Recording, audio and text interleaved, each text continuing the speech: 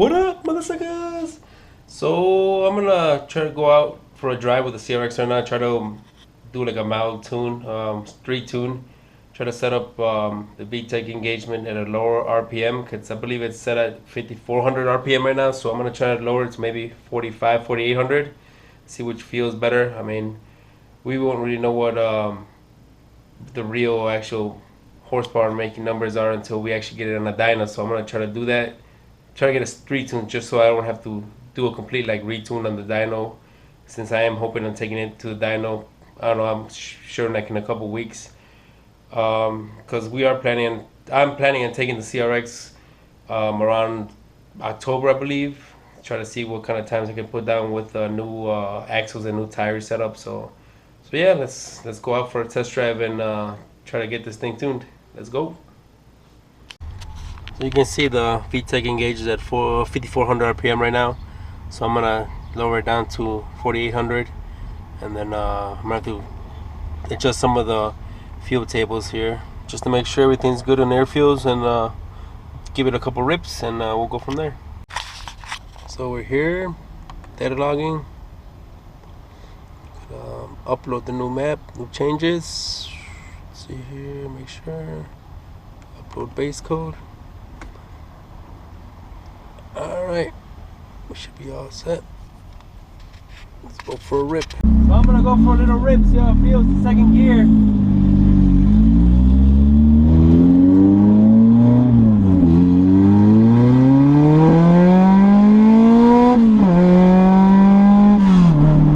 Gotta look at the logs, make sure the air fuels are good. I wasn't even paying attention to the air fuels. Look at the logs real quick and see how the air fuels look. Maybe by reaching it up a little bit, we'll see. Well, my laptop died, so I mean, freaking should have charged it, but whatever. Kind of figured it was gonna die.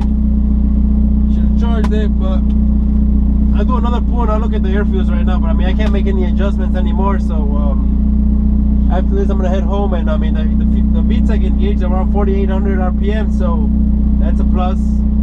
So just gonna make sure the air fuel looks good and go home from now. Let's go.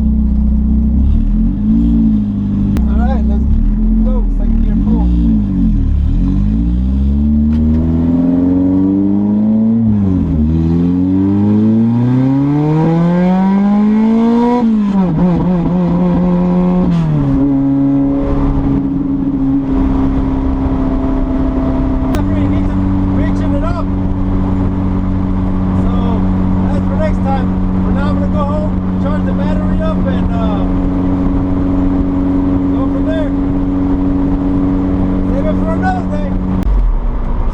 Notice with the closed, open dump, the exhaust card, I mean, the air fuels are pretty good. I mean, maybe it's just because the freaking engine's flowing so much more air with the freaking exhaust out.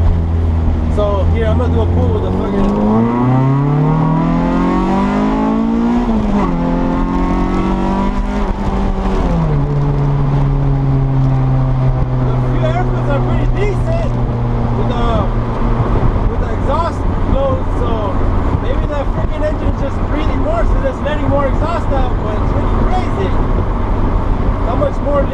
With the open cutout open. Crazy. Wow. Alright. For sure I gotta compensate for that now.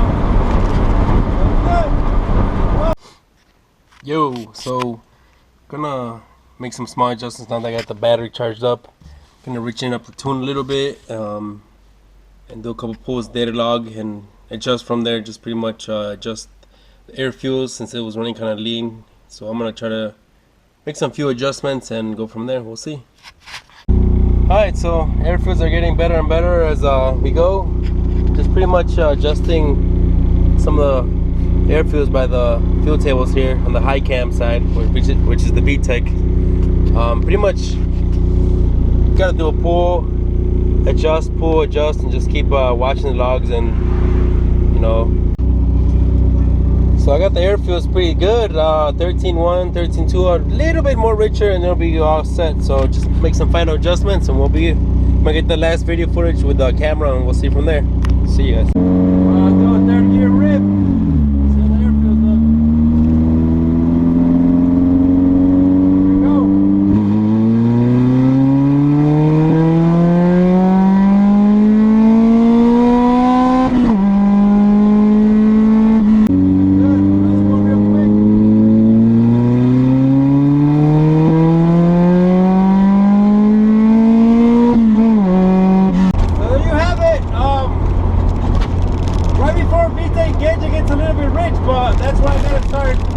the fuel around that, so now I'm gonna just be fine-tuning it, but that's for another day, because it's starting to get dark outside, and out here in the cornfields there's deer and all that crap, and it looks like it's about to rain. So for now we're just gonna cruise home, enjoy the ride home before it rains, and at least we got the wide open throttle.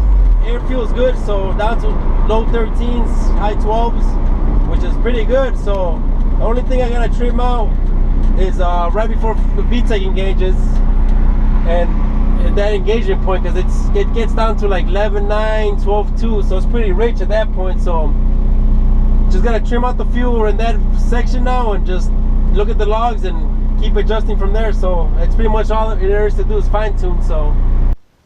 So yeah, just making some final adjustments. Looking at the data log here, you can see the air fuels right here, air fuel, and you can see in the graph right here in that area where I gotta trim it out, that's around 4,700 RPM. When I have Vtec engage around 4,800, so air fuels are not too bad there, just a little bit rich.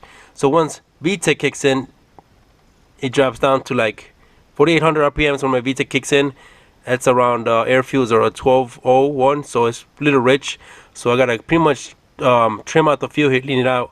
So what I was doing is adjusting these fuel tables here, the higher RPMs where the freaking air fuels were cleaning out. So these are all good now around let's see here, you can see once I get higher RPM, it's at 13.2, 13, you know, 13.2, which is pretty good, around 6,000 RPM. So once you get down to a Vtec engagement point, that's how rich it is, at around 5,200 RPM. So around this area, I just gotta trim these fuel tables down and just make adjustments, and then it'll be all good from there. So there you go. So that's it for this video. Like I said, next video I'm gonna try to hopefully get on the dyno and try to make some pulls with the exhaust cutout open and then with the exhaust cut closed. So I'm gonna try to get two different tunes and see how much of a difference it makes. But for sure the air fuels do make a difference once the cutout is open. It does lean out. So like I don't know, I'm sure it's either because there's more flow going through the motor, it's breathing more now since it's letting more exhaust out. So we'll see from then. Dyno numbers show real numbers, so we'll see the difference. For now, this is just adjusting air fuels, and once I get on dyno, I'll start throwing some timing at it, some 1 or 2 degrees to see how much power, and then maybe lower the Vtec engagement a little bit more if it seems like, you know, we could make more power at mid-range. So for now, let's hopefully get a dyno day soon and see what the numbers are. Alright guys, hope you guys learned something new, something small, but like I said, it's very crucial to have air fuels logged on your actual data logging, so you know exactly what kind of air fuels are at what RPM, so you can make adjustments instead of just eyeing both the RPM and air fuels, which is possible, but it's just like not precise fine-tuning like this is with once you get actual logging data logs you could look at. So but yeah, there you go guys, see you guys, and you guys take care, be safe.